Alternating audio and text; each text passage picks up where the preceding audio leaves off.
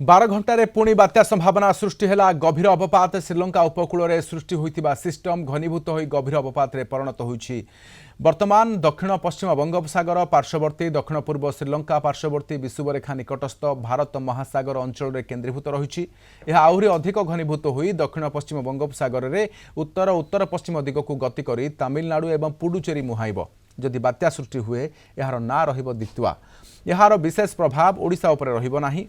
December 1 एवं 2 तारिख में राज्य में काँ भाँ वर्षा हो पारे। अन्यपटे बात्या सेनार धीरे धीरे दुर्बल होउछि।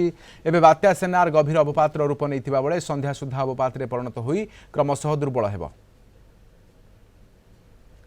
आलोचना पे आम सहित श्री विश्वजीत साहू पाणीपाग विशेषज्ञ आलोचना पे अछंती।